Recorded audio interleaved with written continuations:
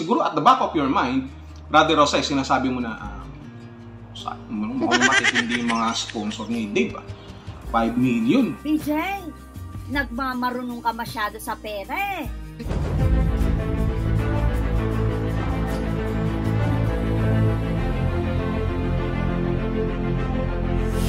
Ayun, shoutout guys. Muli po, welcome to my YouTube channel. Ito po si Kuya Julay, ang inyong katugang, ang inyong kalingap na muling buwabati po sa inyo ng magandang araw, magandang gabi. Saang sulok man po tayo ng mundo naroon. At sa araw na ito, meron tayong panibagong vlog. Pag-uusapan po natin, ito pong ilan sa mga kumakampi po kay Dave. Mga reactor yung ilan, mga bayan po natin. Particular po, si BJ ho ang pag-uusapan ho natin. Dahil ang tanong po natin dito, siya ho ba ay makakatulong dito po sa kampo ni na Dave or makakasira? Ano nga ba ang pananaw ng ilang mga reactors ho ni Tekram patungkol po kay BJ? Dahil nga po nagpapalitan po ng mga akusasyon, yung ilan po paratang.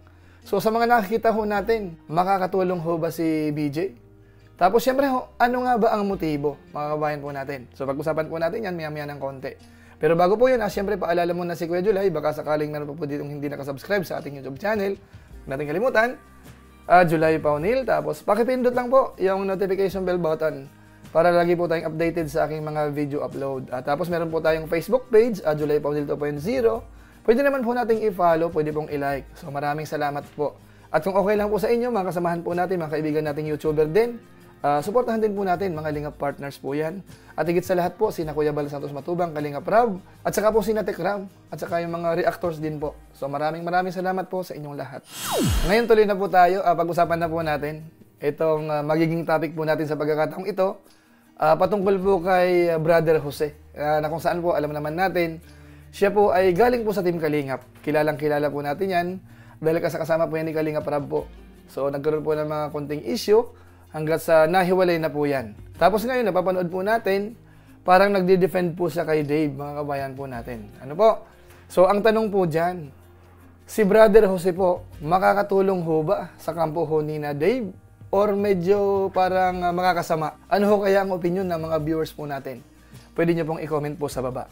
Pero siyempre ho, pag-usapan natin, dahil kapansin-pansin naman, mga kabayan po natin, dahil noon pa man ho, si Dave ho ay may mga nagbablog po sa kanya. May ninang, may mga ilang reactors din, masasabi natin. Pero siyempre ho, napapansin natin na parang, parang kapansin-pansin po si BJ. Compare natin doon sa ilan po. Na kung saan nga po, nabubuksan yung mga issue. Kumbaga ho, si Dave ho ay nagsasalita o ino-open niya po lahat. Yung mga hindi na pag-uusapan noon, ngayon po ay nailalabas po ni Dave. Na kung saan naman sa ngayon, nagagawan po ng reaksyon ng ilang mga reactors po, mga babayan po natin. So, ang tanong po dito, una, ano kaya ang motibo po ni Brother Jose po dito? Ito ho ba talagang sa pagtulong lang? O meron po siyang gustong mangyari din po dito, mga bayan po natin, as a YouTuber? Tapos pangalawa, si Brother Jose ho ba ay makakatulong dito ho sa kampo ni Dave? Or makakasira? Ano po? So ngayon po, ang gawin po natin, para hindi masyadong maging self-serving, pakinggan po natin yung ilan po sa magagaling na reactor ho ng Team Kalingap at saka po ng Katekram. Bagamat marami naman po magagaling po talaga mga reactors, mga defenders po ng mga Katekram, kaso nga lang ho na ipaliwanag na rin po nila doon sa kanilang mga channel din. So kuha lang po ako ng isa sa mga Katekram at saka po isa sa Team Kalingap. Unahin ko po si Ma'am Shimari. Pakinggan po natin ito.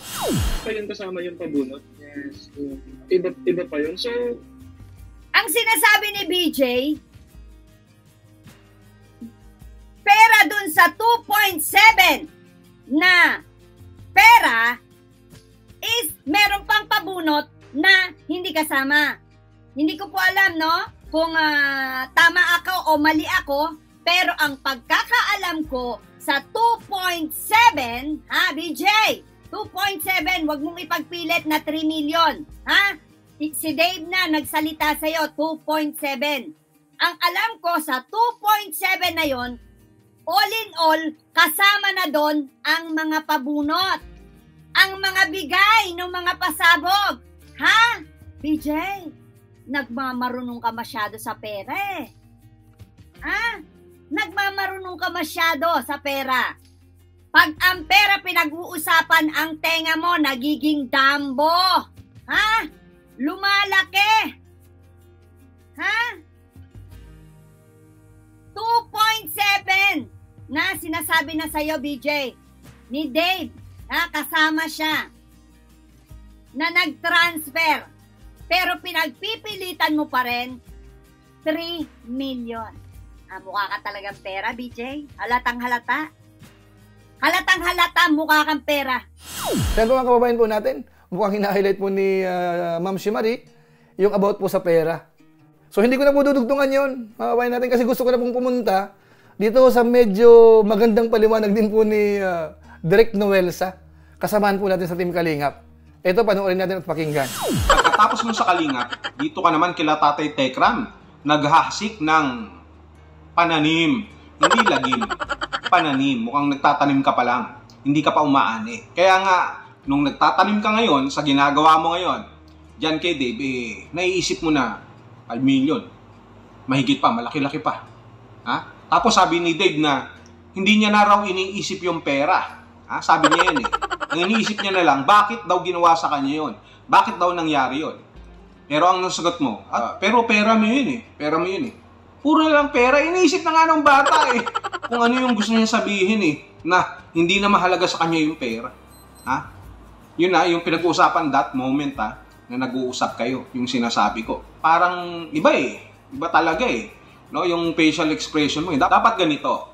Brother Jose, medyo halata huwag ka masyadong pahalata. Ganito dapat Dave, meron ka pang mga hindi nakukuha na pera. Kung may pagkakataon, siguro pwedeng makuha yan. No? Depende sa pag-uusap ng mga miyembro, ng mga nagbigay sa'yo, o kung yung mga founder, o kung sino man dyan ang pinaka-concern para dun sa pagbabalik ng pera sa'yo, kung gusto man nilang ibalik o gamitin sa iba. Ang importante dito, kung hindi man maibalik sa'yo yan, kung para talaga sa'yo yan, no, at sa tingin mo ay hindi binigay sa'yo, yung nasa taas na lamang ang nakakaalam. At siguro mapapalitan pa yan ng higit pa kung may mga tao naman talaga na nagtitiwala sa'yo at deserve para sa'yo yan. Dapat ganun kaso iba yung sinasabi mo. 5 million yan, baka mas malaki pa.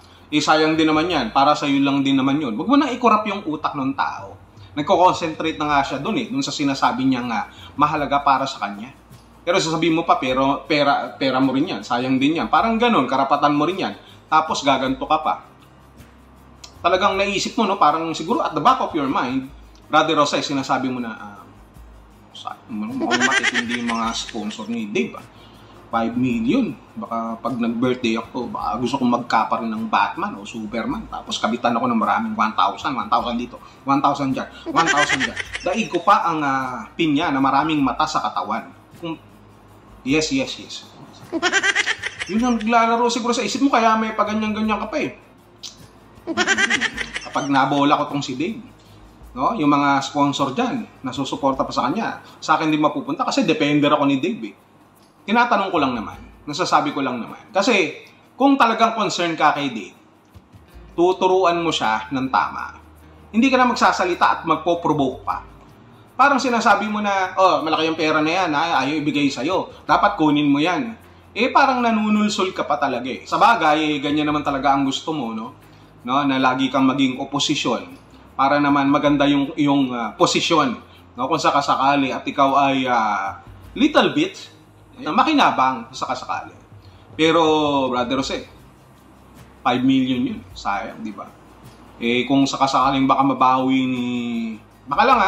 ni Dave yan, baka may partes ka rin. Baka naman maambunan ka. Parang at least, parang ano lang din naman yan, incentive, no? Dahil sa ginagawa mo ngayon. Pero kung ako kay Dave, hindi ako dapat basta-basta maniniwala. No? Dave, kung makikinig ka, huwag ka masyadong maniwala. No? Kung ako sa'yo, tumahimik ka sa isang lugar, magmuni-muni ka, alamin mo kung ano yung tama, kung ano yung mali, kung saan nagkamali, kung saan sumobra, kung saan nagkulang, at kung ano ang dapat na gawin. Pero mga kababayan po natin, yan po si Direk Noelsa. Yan po yung kanyang mga pahayag, kanyang paliwanag. So parang naka-highlight din po doon sa pera. Kumbaga ang dating dito sa paliwanag ni Direk Noelsa, parang interested po si BJ sa pera ni Luis. Mga kababayan po natin. Although syempre as a YouTuber, tayo mga gumagawa po ng content, mga nagla-live paminsan-minsan, syempre naghahangad po tayo ng magandang views para magkaroon po ng magandang revenue. So napaka-plastic naman kung sasabihin natin, Si BJ ay tumutulong lang kay Luis, ayaw niya po ng revenue. Real talk lang ho. Lahat ho nang humaharap po sa camera, mga nagbablog po, karamihan po dyan, lalo kung araw-araw, as in napakaraming ginagawang mga content. Gusto po nung kumita, mga kabayan po natin. Hindi na po yun mawawala. At alam ko po, naiintindihan niyo po ang ibig ko pong sabihin. Pero yung pangalawang katanungan po natin, si BJ ho ba ay makakatulong or makakasira ho dito po sa kampo po ni na Dave, mga kabayan po natin. Yung pagiging brother ho niya po, kung paano siya mag-react, paano siya makipagsagutan sa mga defenders ho ng mga katekram, makakatulong ho ba yun dito kay Dave, mga kabayan po natin? Pwede niyo pong i-comment po sa comment section po natin. Pero sa ganang akin po, mga kabayan po natin, ang isang reactors o mga defenders, kapag ka humaayos mag-defend, yun po ay magiging asset ho ng community, mga kabayan po natin. Pero kung ang pagre-reaction ho ay medyo parang alanganin, medyo mabubutasan ho talaga, o kaya masyadong halata po na yung para sa sariling pakinabang, baka ho makasira, mga kabayan po natin. Ano po? So yan po ay magdidepende po yan sa mga susunod pa pong mga araw at yan po ay ihahayag. Malalaman niyo po yung pagdating ng araw kung si BJ ho ba ay nakatulong sa community ni Dave or nakasira lang. Ano po? So sa pamamagitan po niyan, magpapaalam po muna tayo. Pero gaya po ng dati, pasalamat muna tayo sa mga viewers natin at kung inyo pong nagustuhan po ito, pwede po nating i-share. So maraming salamat po. So muli, ito po si Kuya Julay, ang inyong katugang, ang inyong kalingap na pansamantalang nagpapaalam po muna. Kita-kita ulit tayo sa mga susunod ko pang vlog. Maraming salamat sa inyong walang sawang pagsuporta po sa ating YouTube channel. Pagpalain nawakin ng Diyos, mabuhay tayong lahat. God bless! Bye-bye!